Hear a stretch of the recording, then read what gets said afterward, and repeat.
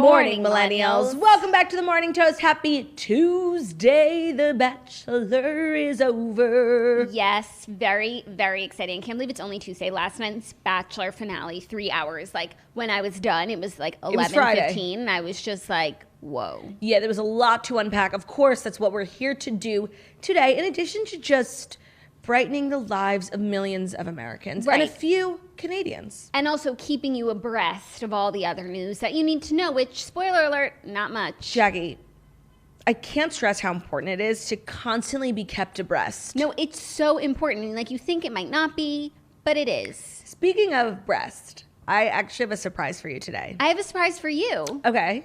You go first since you brought it up. So this is really for people on the YouTube because it's more of like a visual present. Okay, ready? Are you going to show me your... Sexy shirt under my jacket. Sexy shirt. Oh my God, can we get a close up? Wait, turn your shoulder, serve it to the camera. Oh my God. I forgot about sexy shirt and how much it meant to me during the queue that I experienced. And I know you were going to be feeling all RDH that it's only Tuesday, so I thought I would brighten your day a little bit. No, that's something that's like, it's always nice to get a little sexiness on a Tuesday, because at least Wednesday we have hump day, but like Tuesday, Tuesday deserves love too. Tuesday deserves love too, in the form of a cold shoulder. But now, my surprise for you, I brought your gift. Oh, right. I got Claudia a gift while I was away last weekend. I was just in the gift shop and I saw something that I was just like, this is Claudia in a gift. It's nothing crazy, but I saw it and I thought of you. Is it a sweatshirt? No, I wrapped it in a sweatshirt. Okay. I know. So fancy. I wonder what it is. It's big. Oh, this is so nice. Thank you so much. Okay, you're welcome. I'm sorry that I didn't like wrap it. A puzzle? Turn it over. It is, okay, first of all, it is a 500-piece puzzle, which is my, like, soft spot. And it is a piece of artwork with lots of leaves that says piece by piece, but piece is spelled P-E-A-C-E. P-E-A. Yeah, no, it's a puzzle that's supposed to bring inner peace because, like, the leaves are very calming. Oh, so this is a really hard puzzle. Yeah, so wow. I think that... This is so thoughtful. It's just a puzzle plus piece, which is you. A puzzle plus peace. And, more often than not, a puzzle brings me peace. So. Right. So, and this one is designed to bring you peace. It's just beautiful. I thought you would like it. Is this from the Mayflower? The Mayflower Inn. It was in the gift shop, and I was Real Housewives history. Right. Thank you so much. You're so welcome. I hope you enjoy it. I do. I love puzzles, and I bought so many puzzles at the beginning of quarantine, and I've done all of them already. And like, do you do puzzles twice? I don't know. Oh, I don't know what people do because I don't even do puzzles once. That's crazy. Like, you're missing out, especially because you're so smart. Like, you have that type of mind, and also like if you are ever like at a nightclub and you drop your earring on the floor, you want Jackie there to find it. Like, she has crazy eyes. So you actually would be so good at puzzles. And it might bring you peace. Maybe we'll do it together. Maybe we'll do it together. No, I really actually think, like, you of all people, I know you hate games. It's not a game. It's so relaxing doing one on your own with like a coffee and like you leave it on your table. No, that does sound nice. I actually think you would like it. Do you want this one? No. Okay. Oh my God, you don't like it? No, of course I do, but I want you to have a puzzle. Yeah, no, I can get a puzzle. I actually have puzzles in my house, I think, because I've been like Start easy, because like a hard puzzle can actually like ruin your day. Okay, I'll start easy. I'll think about it. That Maybe was we'll have so like nice. A game Thank night. you. You're welcome. When you told me you got me a gift, I tried to get you one. I just like never found myself in a store. Do you know what I mean? No, and also it's like sometimes you don't choose the gift chooses you. Like, I didn't go in there saying I need to get something for Claudia, but something for Claudia found its way to me. And actually, in my own way, like, I did get you a present because I traveled near and far, and I found a hotel that I just know you're gonna like. So like, I did the work for you. Thank you. I stayed at the hotel for you. You're so generous. That's what I do here. That's what sisters do. That's what sisters do. So I'm glad you like it. Hopefully you could play with do. Even though, like, and I'm gonna be very cautious about what I say. Like, puzzles do give me March tie-dye vibes. Ooh. I think a lot of people can relate to like certain things that they hoarded or started to do at the beginning of quarantine that like no longer bring them joy. It just reminds them of that really dark time, like when we were all tie-dyeing things and pretending we were happy. Yeah. But it's like a year ago today, the 2 weeks to flatten the curve, that actually like wasn't that dark of times. Like it was so novel that it was kind of exciting. It was like 2 weeks off, 4 months later, 6 months later, 8 months later. Like, those were the hard times, at least for me personally. Oh, 100%. I actually, on my time hop, I finally caught up to like, the flatten the curve. And I guess I actually remember like I remember my friend Margot came over. Do you remember at the beginning of quarantine, I was like, I'm having a game night, like, should I cancel? And you were like, yeah. And I was like, oh my, this bitch is so dramatic. And my friends came over, and my friend Margot, who's like always very smart, she's very like cautious. She was like, are you guys gonna like get like canned food? I'm like, what? Like hunkering down for like a storm? I'm like, you're crazy. And I was literally like the last person to go to the grocery store, that by the time Ben went for us, like it was when, you know, there was no toilet paper, and we were literally living off of like Hawaiian rolls. That was all they had at the grocery store. But in my time up, I finally got a picture of like when my whole counter was just like filled with like random supplies. Yeah. And it actually brought me back to like, that part was fun. That was like a sleepover. Yeah, it's like a snow day. Yeah. You know, but then it turned into something else. Yeah, snow year. So tie-dye, I mean, I feel bad. I feel bad for the tie-dye. Yeah, no, tie-dyeing will just like never not make me like sad. Yeah, I feel that. But I feel like we could bring back puzzles. That one is so peaceful. And puzzles actually were one of the things that like made me really excited. Like it was like a nighttime activity in quarantine. Yeah. That and like Quiplash. Yeah. Oh my God, those were the days. Also for me, it was like reading and Yeah. cooking. And like, look how far I've come in the last year. Like I thought when I was cooking pasta at home, I was like, wow, chef. That's true. I was like, I'm such a chef. And now like I'm literally cooking lemon chicken, garlic, mashed potatoes made of cauliflower. By the way, that's so true, because I remember at the beginning of quarantine, we were both saying how like people who were listening to us who like use their kitchens actively, like they thought we were insane. But I had literally never used my stove before quarantine, and I was actually making myself dinner last night, and I was like, look at me. I'm not even in quarantine, and I'm making myself chicken. No, totally. Yeah. Good times. I'm proud of us. Proud of us as well. And I wish I had a Kindle, because now I'm like so hooked on my Kindle. Mm-hmm. But I was really anti-Kindle. You were. I was like, I was like so Carrie Bradshaw. I need like to feel the book. And now it's like I can't hold a book; it hurts my wrists. You know, and the airiness of the Kindle is just unmatched. No, it's unmatched. And I just got this lap thing from Barnes and Noble where like you stick your Kindle in and you rest it on your lap. It's like a pillow. Hands free. So all I have to do is tap, and it's like, and my wrists. I mean, the Kindle couldn't be lighter, but now if I have to hold it, I'm like, ow. Also, Kindle needs to come out with like a little. You know how when you have a selfie stick, you get like a little Bluetooth clicker. Claude, I said this like on the show, but it was before you were a Kindle user, and I so agree. They just need a Bluetooth like next. You're laying comfortably, and you have to your pick your hand arm, up. like you're laying on your 100%. Yeah, like they make them for like selfie sticks and stuff. It shouldn't be that hard. Kindles have Wi-Fi. They should have Bluetooth. They do have Bluetooth, I think. So maybe someone makes one, but it should be like I mean, it's Amazon. Like they could do that in their sleep. Yeah, no, they literally could. Mm-hmm. So yeah, that is our quarantine recap, and I just really look forward to the day where we stop talking about coronavirus. You know, and I'm getting there. Yeah, I look forward to it as well. You know what else I'm looking forward to? Thursday, because we have a little merch collection dropping on Thursday, and I don't want to spoil too much. You'll see it tomorrow. We'll wear it on the show, but I would say that it is beautiful, stunning, and smart. You know, I would say that too, and you know me, I can't resist like a little sneak peek. So there's like 5 or 6 items. I have one in my hand, and I'm just gonna give you like a brief whoop. Okay. Whoop. Whoop. That's all you need to know. It's so cute. I was wearing mine yesterday, and it's also so comfortable. It's a different material than like the last drop, and I'm so excited for you guys to see it. Thursday, it will be launching. Stay tuned for all the deets. It's just a small, beautiful, stunning, and smart collection. I would say it's a capsule collection. Yes. Yes. Love a capsule. So yes, that'll be Thursday, but starting tomorrow, you'll start to see some of the items on the show, on our Instagram. So make sure you're following The Morning Toast on Instagram. Yesterday, I was just like on fire with the Instagram. There was so much content. Yeah, it was really good. So little time. So little time. And also, while you're on a following spree, follow me at Jackie Oshry.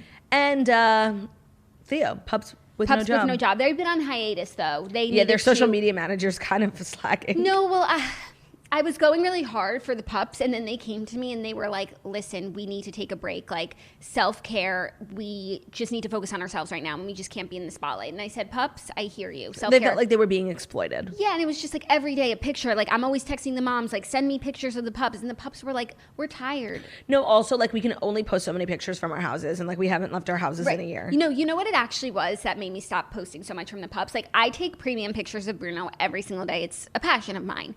But I can't only post pictures of Bruno to pups. So I have to wait for a premium picture of Theo that's not in his bed. So it's like waiting for rain in this drop. Yeah. Amazing fucking reference. Waiting for you. It's like waiting for a rain in this drought. So that's real. And even teardrop comes down. And even Margot and Magnolia, she just like doesn't send me like portrait mode, natural lighting photos like the ones I take of Bruce. And so the standard for pups is up here and no one's meeting it. Mm-hmm. Therefore, there's nothing to post. Okay. Well, that's actually the truth, and I feel really good getting the truth off my chest. I think that you should get back to work on the pups account. Like, I think so you should, good. and I think you need to be taking premium photos of Theo outside. But I think that like you bed. see Theo every day, and like you take better pictures than me. Like everyone knows that. I have maxed out on pictures I can take of him in the studio. If you look at the Why, we just got a new rug. No, but if you look at the pups Instagram, like it's either Theo in the studio or Theo in the bed. Well, because Theo's just like his mom. No, but like Theo works so hard. He only has time to be in the studio or at the house. And I think if you actually look at those pictures, you get a real sense of who Theo is and his work ethic. I mean, I do agree with that. So he needs to work a little less hard, play more, take more pics. 100%. 100%. So we have a great show. What's on tonight? On TV? I think Real Housewives of Dallas. I have a lot of catching up to do. I caught up yesterday, and like I'm such a supporter of Real Housewives of Dallas. I really am. But like, my God, it was so bad. Really? Yeah. And like the drama's so fake. Like it's like it's frustrating when like a Housewives franchise has low ratings and it's so good and like people just aren't seeing that. But I feel as though like they deserve their ratings based on what they're giving me. Like it's really not good. Okay, well I felt like up until this point the season was pretty good, but I think I'm like 3 episodes behind now. So I had to catch up on 2. Okay, I'm gonna catch up today. We'll recap tomorrow, switching gears a little bit. Back to Real Housewives. And today's show is going to be a different little structure. We're not going to save our Bachelor Recap for the end. Because we know that's what you're all here for. Yes. So we are going to start with the Bachelor Recap. So without further ado, let's get into the fast 5 stories that you need to know before you wake up and take a bite out of your morning toast. And today's episode, you're probably wondering, Claudia, wow, you're glowing. Like the bags under your eyes are gone. You look so well rested. Thanks to Boll & Branch, today's sponsor. No one wants to cut corners on what's important. And few things matter more than good night's rest. So true. Boll & Branch's signature sheets feel so soft and light, you'll forget you're not actually sleeping on a cloud, and they're sustainably made for uncompromising quality from field to factory. They make the softest organic sheets at Boll & Branch, and they get better with every wash. Comfort isn't their only standard. They use 100% sustainable raw materials, and as the first fair trade certified manufacturer of linen, you can feel good about your Boll & Branch sheets as they feel against your skin. So I told everyone maybe 3 months ago, I totally refurbished my bed after spending basically an entire year in it. I felt like I wanted a whole new lease on life from my bed. And I heard amazing things. Actually, of course, I found out about Boll & Branch from Rach Parcell. And I thought if it's good enough for the Parcell house, it's good enough for mine. And it has been a haven. Like me and Ben are sleeping like logs. I'm having the craziest dreams because I'm just like in this REM cycle that doesn't stop. No wonder Theo can't get out of bed. Yeah, literally. And why would he? With Boll & Branch. And obviously we have a great little code for you guys, but the ones that we are using are the signature hemmed sheets. They're the best seller. They're buttery soft, lightweight, organic cotton in a classic sateen weave for sheets that get softer over time. And what I like most about them is that they don't get too hot or too cool, because I get I get warm in my sleep. They are the perfect year-round sheets for most sleepers. And they focus on quality over quantity. No inflated thread counts, because more isn't always better. They come in 7 beautiful colors in all sizes, from twin beds up to California King. You can experience the best sheets you've ever felt at bollandbranch.com. And get 15% off your first set of sheets when you use the promo code TOAST at checkout. That's Boll & Branch, BOLLAND, branch.com, promo code TOAST. Like me and my friend Nikki, we're always obsessed with our beds. We're always sending, what pillows do you have? And I said Boll & Branch, and I gave her my code, and she's living her best life. Amazing. Sign on, sleep well. Yeah, it's the only thing that matters. Okay, Bachelor Recap. Should we recap the whole episode? Yeah. The really only part worth discussing was after the final rose. Was the last 30 minutes of the 3-hour special. 3-hour special. But we'll take it from the top. For those of you who didn't watch, we actually asked yesterday, do people want us to continue recapping The Bachelor and or award shows? And most of you said no, we don't need to watch anymore. But some people said, I don't watch, but I just listen to your recaps, which is helpful. So let's just recap the episode. And then we'll talk about where we go from here. Yes.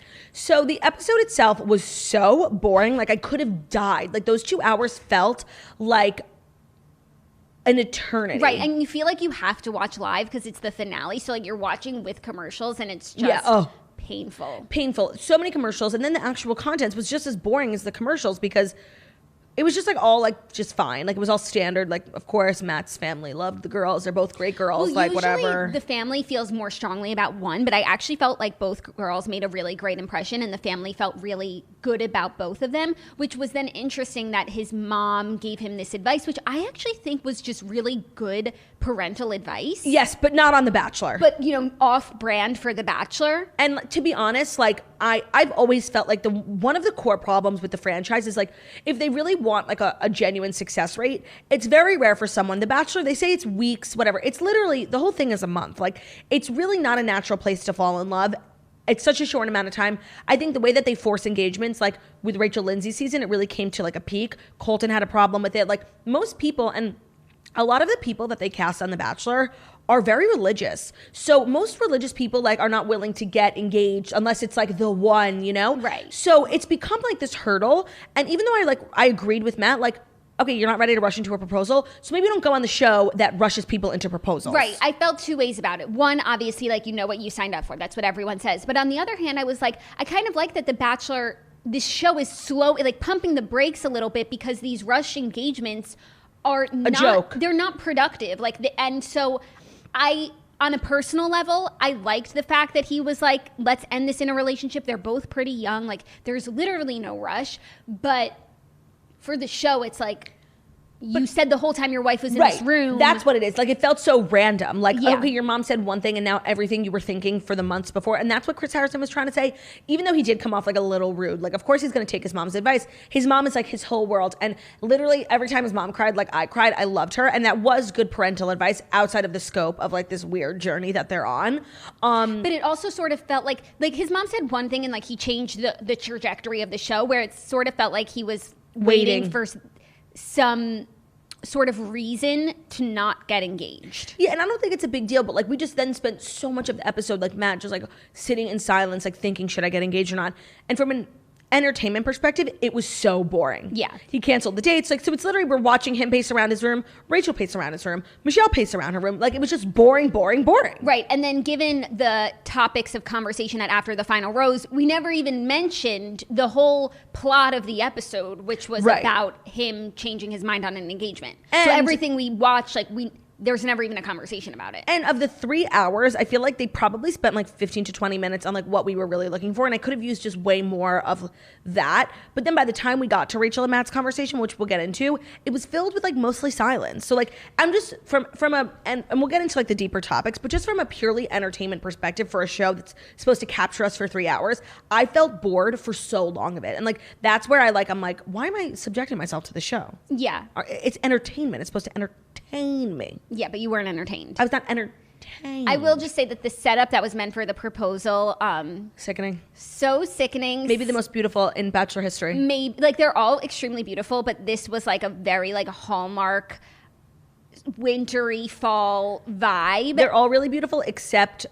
at the last season for both Claire and Dale and Zach and Tayshia. Like, it was not the cutest. No, it was not the cutest, but they did a wonderful job. I thought it looked like a fairy tale. And then they had the horse-drawn carriage. I agree. At the end. And so from a production standpoint, I really enjoyed the visual. I completely agree. When he sent Michelle home, it was like really awkward because she had like just given him that gift. And what we found out afterwards, which I thought was so crazy, was like Michelle was like really heartbroken, like off camera. Right, and Matt wouldn't even like talk to her. Usually, I would say once we have like 6 or 8 people left, anytime someone leaves, it's a big deal and there's a long conversation. They sit outside. Walk them out. Yeah, you talk about like, it's not me, it's I'm sorry, it's not you, it's me. No, Matt was just like, peace. No, literally, we're done, goodbye. It was so like harsh. It was harsh. And so I thought maybe there was just stuff we weren't seeing or whatever, but the stuff we didn't see is the fact that she wanted to have that conversation and that he said no. Yeah, and I really did feel bad for her because she was like still even getting choked up on After the Final Rose, and she's a great girl. And spoiler alert, she will be one of the next bachelorettes, and I do think like she's a great girl, worthy of love. She can definitely carry a show. I think Matt struggled with that sometimes, like being the lead, and I think she'll be great. But I don't know if I'm gonna watch, but she'll be good. Yeah, we'll talk about the Bachelorette, the upcoming season. But the breakup did seem very abrupt, especially because they had a really good day and things were going well. Yeah. So, but it's just been so clear from the beginning that like Rachel is right. the So girl. it's like, at what point are you just going to break up with her? Like, are you going to let her get dressed for a proposal? Nah. Which I actually really respect. Right. I think towards the end, especially with The Bachelor, when they let like both girls come up like in their prom dresses, like at some point it's just mean. Yeah, I agree with that. Yeah. And I always like when like, you know, he sends a girl home and the girl who won like doesn't know that the other girl went home and she's like nervous. It's like, oh, you don't have anything to be nervous about. Like, it's you. Right. In fact, but like Rachel really thought, because they never canceled the last date, and then she showed up, and I really thought she thought it wasn't going to happen for her. It was like a fakaked ending. Like, it just made no sense. It was. But then it was a happy ending, and then it wasn't. Well, so like the whole time, like in their own way, like I have really felt from the beginning that Rachel and Matt like had the strongest connection, and it was like something you saw all along, and I was like watching it like happy for them, but like also like not like knowing what was coming up next. Yeah. So let's dive into after the final rose. The first thing was Chris Harrison was not there. And I know a lot of people are upset about it, a lot of people are happy about it, but at the end of the day, like based on the conversations they had, like I don't think anyone could have done a better job than Emmanuel Acho. Like, he was excellent. He was excellent. He did an amazing job. I can't imagine. And thinking about how Chris Harrison would have handled the situation, I just don't think it would have been as impactful. Even if he wasn't a part of the controversy, like even if he had stayed out of the whole thing, I don't think you could really grasp it if you're not Black. Yeah. And I just don't think he ever really goes that deep, ever. I agree. So I think it ultimately worked out. People were confused because he was still doing the narrations. Like, it was confusing. I thought, why didn't they just have like Emmanuel voice over it, or even Matt? Like, yeah, and it's also like he said he's stepping back from The Bachelor. Yet, like here he is, like working doing voiceovers. And in the episode, more than he's ever been in any episode. Like, he was everywhere last night. I mean, they could have, I guess, edited him out of the episode. But they chose early in the season to not edit the season based on things that were happening outside of the season. That's true. But I thought that him narrating the rest of the episode, I think it actually like worked for cohesion, and then it was like nice that it wasn't him after the final rose. Yeah, it couldn't have been him. Like, it really, and I thought Emmanuel was great, even though like his jacket was so tight.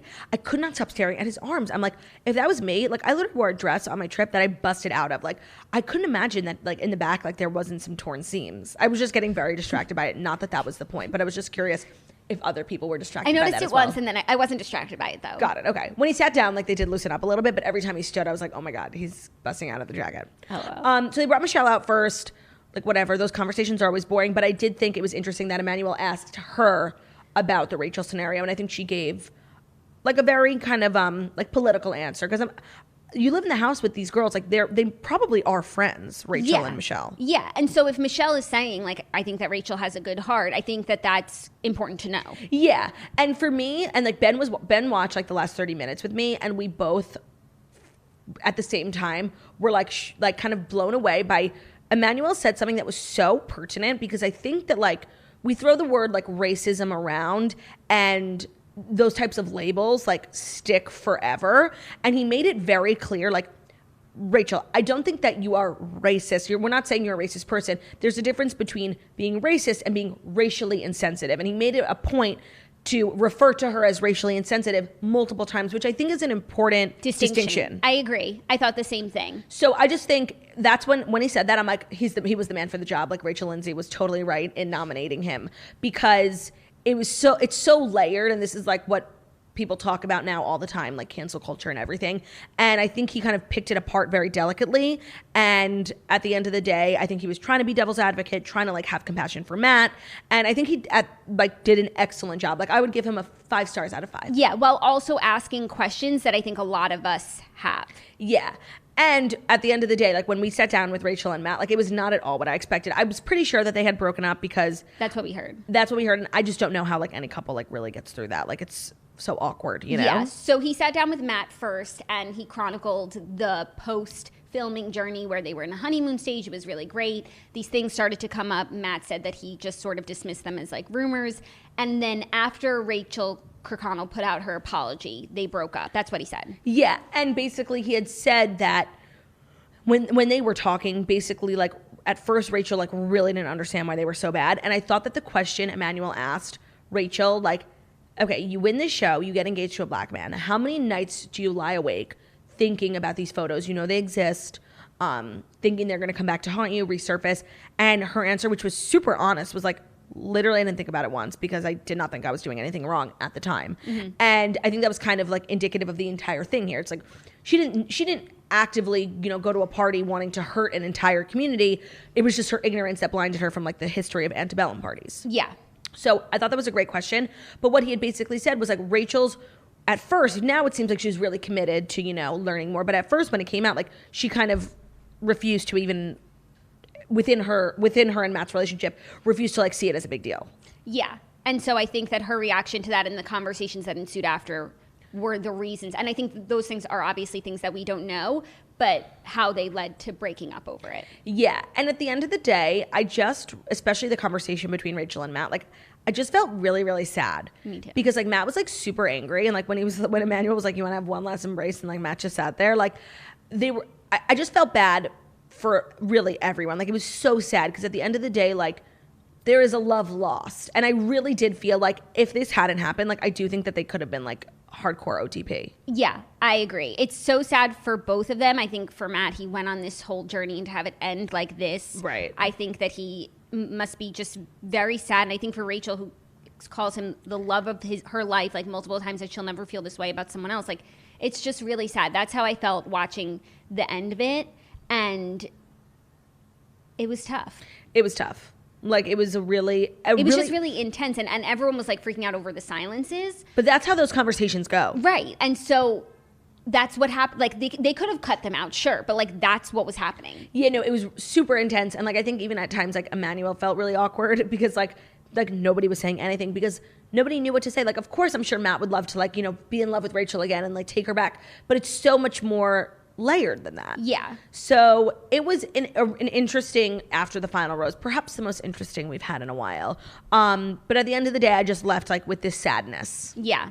Then they tried to turn things around by announcing the new Bachelorette, and we're both the Bachelorettes. It is Katie and Michelle. So I think Katie's going first. Katie's going first. This was based on the spoiler that I read, which turned out to be true. The spoiler that I read was just Katie. Oh, no. The spoiler that I read, which sounds totally true, is that Katie is going first. Then they'll film Paradise. And then this summer they'll film Michelle's season because she didn't want to miss school because she's committed to those campers. Wow. And we absolutely love to see that. Wow. So she said she wouldn't have done it if she had to take off. Oh my God, I love her. She's like so not thirsty. No, it's so beautiful, like that the campers are her priority.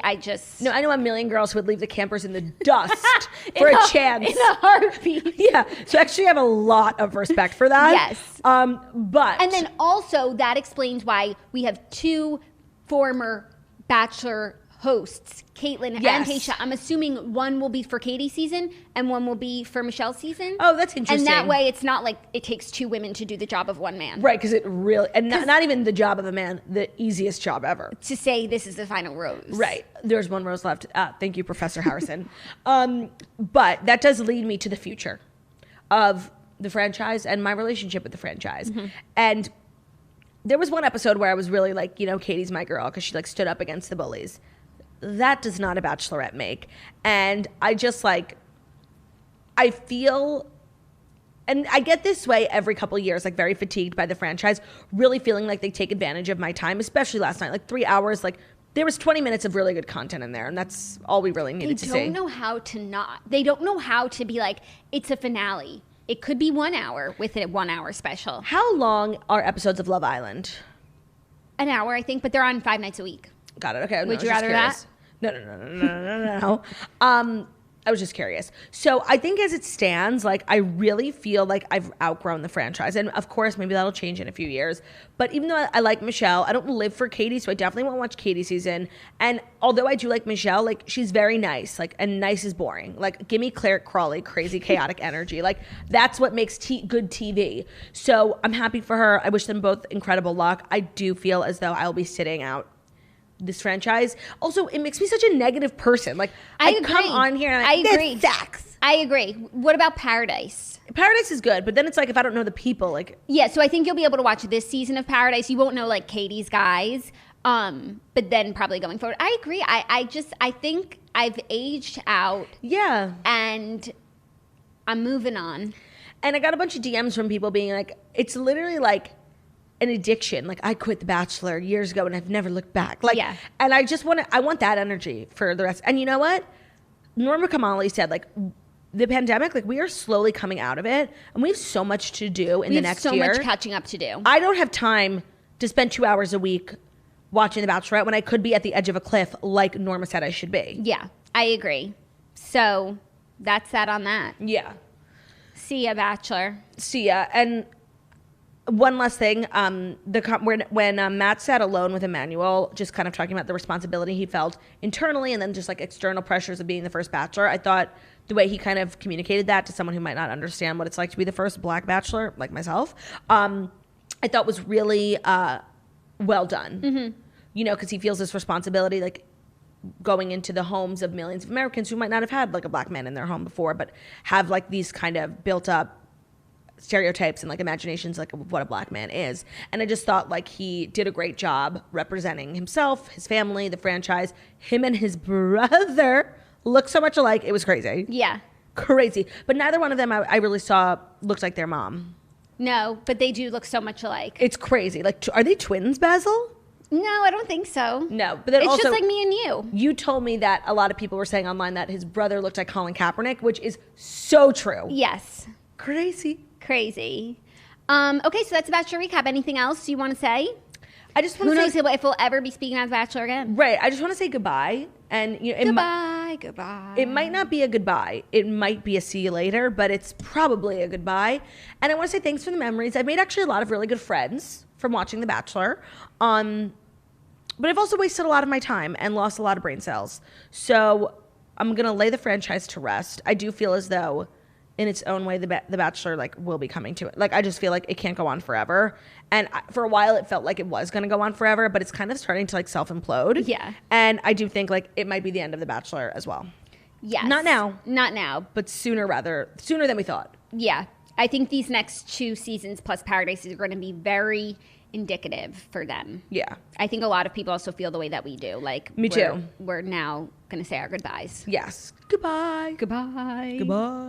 Okay. Are you ready for our next story? Yes. Some happy bebe news. Ocean. Lala Kent gives birth to daughter Ocean. It's a wave of happiness for the Emmett family. LOL. A wave. That's funny. Vanderpump Rules star Lala Kent and her fiance, Hollywood producer Randall Emmett, have welcomed their first child together, a daughter named Ocean. The 30-year-old new mom captioned a photo of herself cradling the newborn on Monday, saying, "Ocean Kent Emmett." Super happy for them, obviously. I kind of loved their very nonchalant announcement, like no major photo shoot, just like Lala, probably on Randall's phone, like right when the baby came out. Yeah. And I actually love them as a couple. When you think of how far they've come, like, remember she was driving the white Range Rover and everyone thought she was, like, having sex with an NFL player who was, like, paying for her life. And now they have a baby together and it's, like, a nice life. I'm really happy for them. I'm really happy for them. I really like the name Ocean. It's not, I hadn't thought about what I was expecting, but I guess I wouldn't have expected something so conventional for her. And I think it's just a really pretty name. Me too. It is really pretty. It's just so crazy, like, how Sheena is about to have a baby, Brittany's about to have a baby. Like, in the last year, Vanderpump Rules has changed so much. Yeah. They're still not filming. Also, Stassi just had a baby. Mm-hmm. There's just so many Vander babies. There's so many Vander bumps. Well, the bumps are turning to babies. That's true. But I do think like we've said this a few times, there is an opportunity for a show there. But so many of the members have been, quote unquote, canceled that I don't know, like, how that works. Yeah. But like this group of very famous friends are all having babies. Like it is an interesting concept for a show. Yeah. Really cute. I don't know if we'll get it, but happy for Randall and Lala. Me too. I feel like she was pregnant for like a while. Oh, I feel like hers was shorter. Like it just felt shorter because it was like came after. I guess she was the second announcement, but before Brittany. I don't know. I feel like Brittany's been pregnant for so long. My favorite thing is like when pregnant people acknowledge that like other people feel like they've been pregnant for so long and they're like, imagine how I feel. 100%. That's going to be me. Yeah. Okay, next up, a little royal news. Prince Philip, 99, was released from the London hospital after 28 days. Prince Philip has been released from the hospital and is in good spirits, a royal source tells People. The Duke of Edinburgh has today been discharged from King Edward VII's hospital and has returned to Windsor Castle following treatment for an infection and a successful procedure for a pre-existing condition, a Buckingham Palace spokesperson said on Tuesday. That royal healthcare man just keeping corpses alive. Yeah, I mean, the pictures of him leaving the hospital. Truckers for Prince Philip are here. Oh, they are the very royal strong. Truckers. The royal truckers. They ride. They ride hard. They're ride or die. Hard. I feel like it was a little worrisome there for a second. He was in the hospital for a while. And I'm glad to see that he's coming home. Yeah. It's also kind of crazy that, like, he goes to a hospital. Like, wouldn't they have a hospital in the palace, you know? Yeah, it's certainly big enough. But also, like, hospital has all the latest and greatest. No, of course. And, like, if we learned anything from Joan Rivers, it's like if you're having a procedure, do it in a hospital. Go to the hospital. Yeah, because if she was in a hospital for her standard endoscopy, is that what it's called? Throat thing? She would have been fine. Yeah. Damn. Taken too soon. Somehow all conversations lead to Joan Rivers being taken from us too soon. Yeah, because it's all you can think about once you think about it. When you think about, like, health. Yeah. Picture of health, Joan Rivers. I agree. By the way, I'm looking at the monitor, and the plant behind you looks so stunning. Oh, I don't think we really told everyone who's watching on the YouTube. We've had some, like, recent changes. We got a lot of comments on our Instagram that the carpet we used to have, like, looked like a wee-wee pad, and it did. No, and it's like, we didn't need comments on Instagram to let us know. Like, we knew it was dirty. With our boot marks, Theo and Bruno have both peed on it. Jackie one time trekked in some, like, weird oil on her boot that, like, left skin marks everywhere. Yes. Also, then, like, 2 weeks ago, while we were doing Patreon, I dropped my coffee, and that was really the last straw. So, but the thing is that on the show, you can't really see the carpet at all except under the table. So, like, it doesn't matter. Yeah, but then for the post-show pics, it was, like, it was gross. And I would try and edit them, like, you know, in Facetune like, or remove the stain, and there was nothing that could be done. So we got a new carpet. It's supposed to be, like, one of the, this is, like, for kids, like, meant to, like, have paint spilled on it, you know? Yeah, so hopefully it's better and brighter. And then our new plant. It's from one of our sponsors that we did last week. Bloomscape. Sickening, right? Sickening. It looks so good behind you. Now I want a plant. And it's been a while since we had plenty vibes here in our studio, when we used to literally exclusively cultivate plenty vibes in our old studio. Right, and this is a live one. Those ones were fake. Oh, we got to take care of it. Yeah, water and everything. We have a living being in the studio. Wow. Friend for Theo. Someone's living here, a squatter. It's a ghost. Spooky. The ghost of Bloomscape's past. Before we move on, I do feel like I have something to say. Okay, I think it's so important that when you have something to say, that you say it. And I really feel like today's sponsor speaks for itself, and I don't know if there's any toasters left who don't have brushes, but just in case there is one lonely toaster who hasn't gotten a brush yet, I am here to change your life, because Brush is the best electric toothbrush on the market. It is so well designed, works so well, and it is so reasonably priced, where so many electric toothbrushes cost over $200, which is why for the longest time I never bothered to get one, even though I knew that it would be better. And then Brush came into our lives and changed us completely. The brush itself has 6 unique modes to customize your brushing experience. The battery life lasts 4 weeks, and it comes with a magnetic charging stand and compact travel case. They also have a subscription program, so you never forget to change your brush head again. They'll ship you new replacement heads every 6 months, so you're never stuck using a worn-down brush head, which, as I recently learned, can lead to bad breath and just a lot of problems. So you got to change your brush a lot, and if you're using plastic toothbrushes, that is not good for the environment. Another reason to go Brush. They have sleek designs. The Brush electric toothbrush has a modern, aesthetically pleasing design that comes in trend-driven seasonal colors, and it looks great on your bathroom counter. If you want to get 15% off your Brush toothbrush kit and refill plan, use the promo code TOAST at Brush.com. That's 15% off using the code TOAST at BRUUSH.com.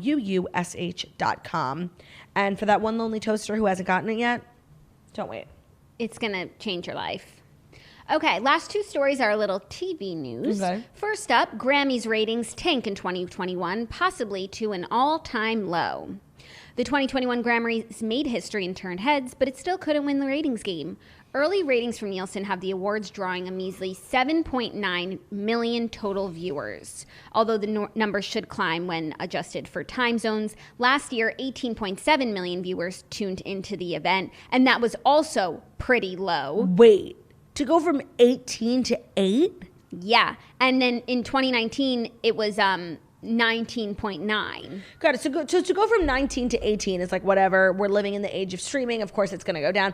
But to go from 18 to 8, that's really bad. That's really bad. And it's like, I feel like last night's episode of The Bachelor probably put up like the close numbers. Because I think Bachelor usually gets around like 5. 2 million. But I feel like everyone was watching that after the final rose last night. Wait, I'm shocked. Like, and No, by the way, it's really bad. We report on this after every award show. Like, the ratings always go down, and it's just like a combination of people not having cable anymore, kind of celebrities like especially in recent years, especially with COVID, like just becoming like random almost. And I'm just like shocked at the skip. Like I read that headline, but I did not read that first line. Like, that's fucking crazy. Yeah, crazy. And I'm actually really shocked that it's the Grammys, because I think and I said this yesterday, of all the award shows, the Grammys to me is like the most inclusive in terms of like, I think the most people from different walks of life like listen to music, you know? Yeah. Everyone listens to music and all genres are represented, all age groups. Like, I don't know. I find that shocking. Yeah, I mean, people don't want it. They don't want it.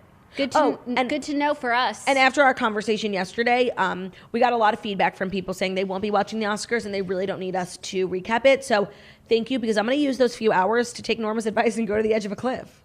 Perfect. Looking forward to it. I'll probably just sit in bed like watching something else, but you know what I mean. Maybe you'll be reading. Maybe you'll be doing your puzzle. I've got to finish The Mother-in-Law, this book that I'm reading. I just love it. Like, I don't want to finish it. Oh, that's so great. Yeah. I'm reading a book that I have been like, it's taking me so long. I'm not really loving it, but now I'm at like 80%, so hopefully I can just finish it. It's called The Editor, and I chose it based on... Is it called The Big Time Magazine Editor or just The Editor? Just The Editor. Ooh, but actually, it is a bad. big time editor, because it's like historical fantasy. It's like the editor is Jackie O. Like, she like edits for a publishing house, so it's like, it's not real, but it's based on a real person. But it's so interesting. I thought so too.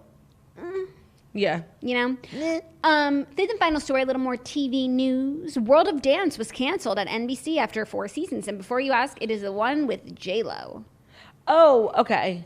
Well, so there's So You Think You Can Dance, which is like the less popular Dancing with the Stars. But one time we talked slander about So You Think You Can Dance, and the SYTTD community, like, no, wait.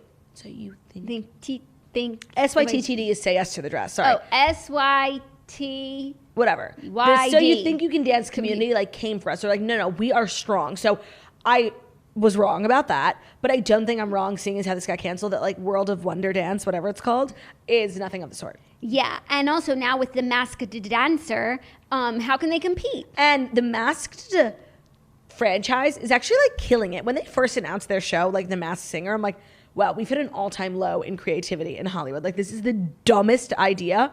People fucking love it. I know. You know, I felt that way about this show that they were showing a commercial for last night on The Bachelor.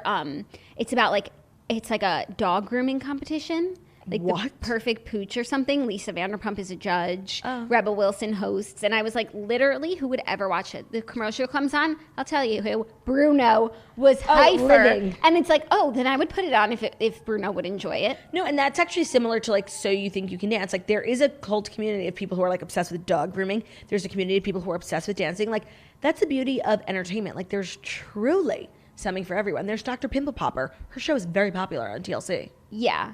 I wouldn't have expected a dog grooming show on like ABC prime time, but you never know. Have you watched The 1,000-Pound Sisters? I have not. It's so good, and they're like viral on TikTok, and there's this sound that's going viral, and it's literally like me and you. Try being my size, Amy. You don't know how it is. It's literally like my life in a sound. And I think you should get into 1,000-Pound Sisters. It is a spin-off of My 600-Pound Life, which But is... they're 1,000 pounds? Together. Oh. You know, it's a misleading... And I was going to say 1,000 pounds each, because why is she saying try being my size if they're... So I think it's like 600 and 400. Like one, I forget their names, but one of them is much more physically like able-bodied than the other, because there's such a disparity between their weight. Oh, okay. That's confusing. Yeah, but we love a sister show, and I actually think you would like it. I have to get Olivia to watch it, because Olivia and I are obsessed with My 600-Pound Life, and literally Olivia once bought me a magnet. You're supposed to put it on your fridge of Dr. Nazardin, so like every time you go in for a snack, it's like, what would Dr. Nazardin say? That's really funny. And he's a fucking savage like that. He really is the heart and soul of that franchise. Oh, for sure. TLC is just popping out weird content left and right. That's what they do. I went through a TLC phase. Like, I was obsessed with Sister Wives, which just like recently became like, it's too much for me. And I also became obsessed with my 19-pound scrotum, something like that. It was a really interesting show.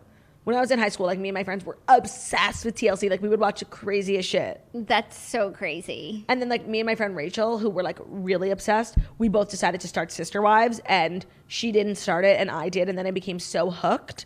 And that's how my love affair with Cody, Robin, and the gang began. Damn, okay. Maybe I'll check out Thousand Pound Sisters. I actually think you'll like it. Like, they're hysterical. Oh, and they're also influencers. Like, they like have a community before the show. Now they're super famous. But before the show, they were like YouTubers. Oh, cool. You know, it's very layered, which is my new favorite word. I think we need layered merch. Okay. I say everything is layered because you know what? Most things are. Thank you. Most things are. Theo just got up. Looks like he's enjoying the carpet. Yeah, and that's all you can hope for. That's a sign of approval for sure. I think that's it, right? I think that is all she wrote on this beautiful Tuesday. Thank you guys so much for listening to The Morning Toast, the Millennial Morning Show, where we deliver the fast 5 stories that you need to know every Monday through Friday on YouTube. So if you're watching us on YouTube, please feel free to subscribe and give this video a thumbs up. We're also available as a podcast anywhere podcasts can be found. So that's Spotify, iTunes, Stitcher, Public Radio, iHeartRadio, CastBox, all the places. So wherever you listen to podcasts, find us, The Morning Toast, and leave a 5-star review about how beautiful, stunning, and smart we are. We hope you have an amazing day, and we'll see you tomorrow for Hump Day and a little sneak peek of our new merch launching on Thursday. Bye. Bye.